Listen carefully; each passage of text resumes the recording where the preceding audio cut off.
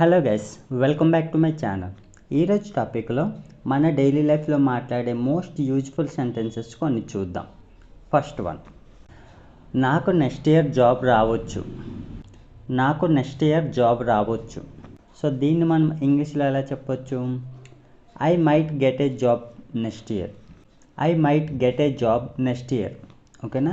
వెళ్ళొచ్చు, మాట్లాడవచ్చు, రావచ్చు, ఇలాంటి సెంటెన్సెస్ మాట్లాడేటప్పుడు మనం మైట్ అనేది యూస్ చేస్తాం. ఓకేనా?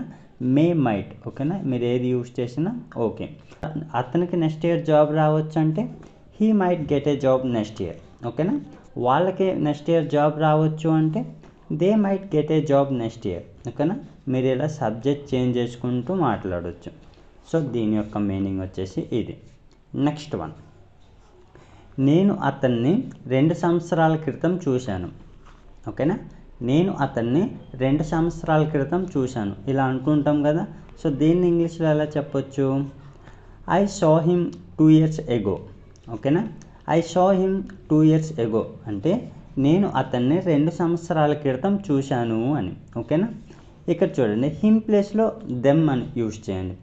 I saw them 2 years ago అంటే నేను వాళ్ళని 2 సంవత్సరాల క్రితం చూశాను అని. మై ఫ్రెండ్ అంటే నా ఫ్రెండ్ని 2 సంవత్సరాల క్రితం చూశాను అంటే ఎలా చెప్పొచ్చు? I saw my friend. I saw my friend 2 years ago అని చెప్పొచ్చు. ఓకేనా? సో ఇక్కడ మీరు ఆబ్జెక్ట్ ప్రొనౌన్ ఏదైనా ప్లేస్ చేసి చెప్పొచ్చు.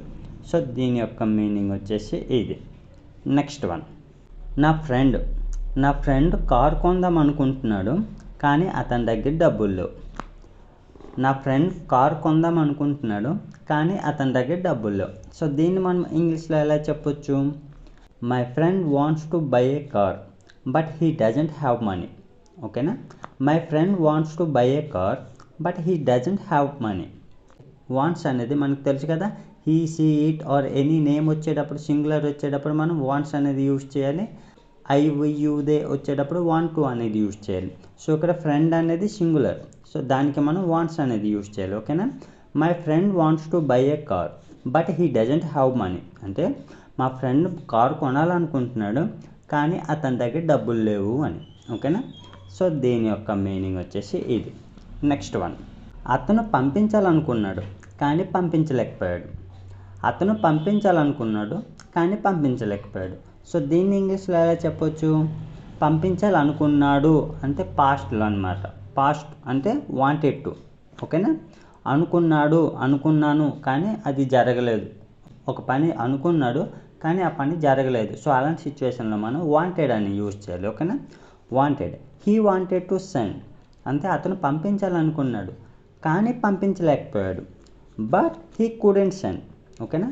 వాంటెడ్ టు అంటే వెళ్ళాలనుకున్నాను, మాట్లాడాలనుకున్నాను, చూడాలనుకున్నాను, ఇలాంటి సెంటెన్సెస్ వచ్చేటప్పుడు మనం వాంటెడ్ టు అనేది యూజ్ చేస్తాం. సో ఇక్కడ he wanted to send but he couldn't send అంటే అతను పంపించాలనుకున్నాడు కానీ పంపించలేకపోయాడు అని. ఓకేనా? కుడ్ అంటే ఏంటి? వెళ్ళగలిగాను, మాట్లాడగలిగాను. ఇక్కడ నెగిటివ్ ఉంది కాబట్టి అతను పంపించలేకపోయాడు అనేది. ఓకేనా? సో దీని యొక్క మీనింగ్ వచ్చేసి ఇది.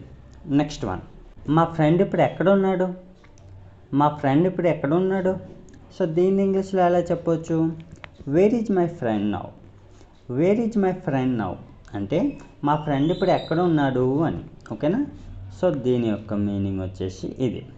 నెక్స్ట్ వన్, నువ్వు అతనితో ఎందుకు వాదించావు?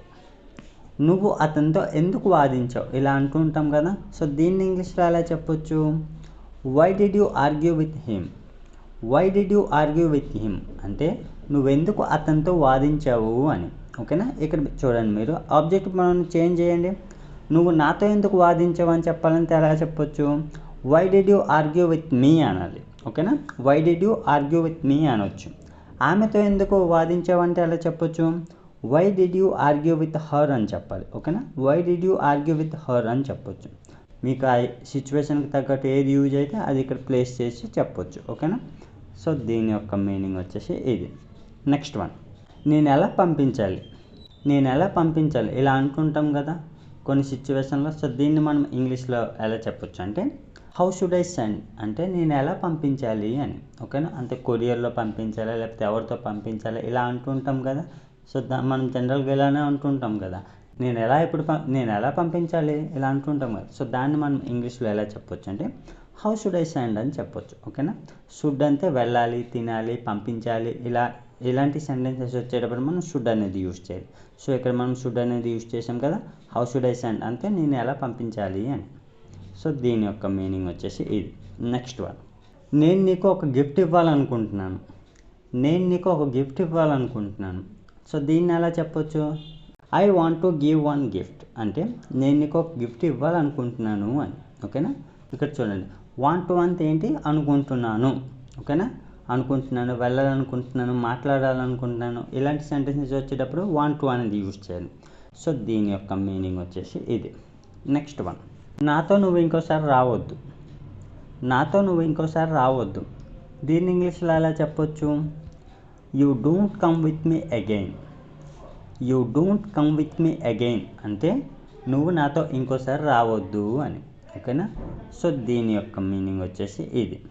నెక్స్ట్ వన్, అలా నీకు ఎవరు చెప్పారు ఇలా అంటుంటాం కదా. సో దీన్ని ఇంగ్లీష్లో ఎలా చెప్పొచ్చు? Who told you like that అంటే నీకు అలా ఎవరు చెప్పారు అని. ఓకేనా. సో దీని యొక్క మీనింగ్ వచ్చేసి ఇది. నెక్స్ట్ వన్, అది వెంటనే పంపించొద్దు ఇలా అంటుంటాం కదా. సో దీన్ని ఇంగ్లీష్లో ఎలా చెప్పొచ్చు? డోంట్ సెండ్ దట్ ఇమీడియట్లీ అంటే అది వెంటనే పంపించొద్దు అని. అది వెంటనే పంపించండి అంటే ఎలా చెప్పొచ్చు?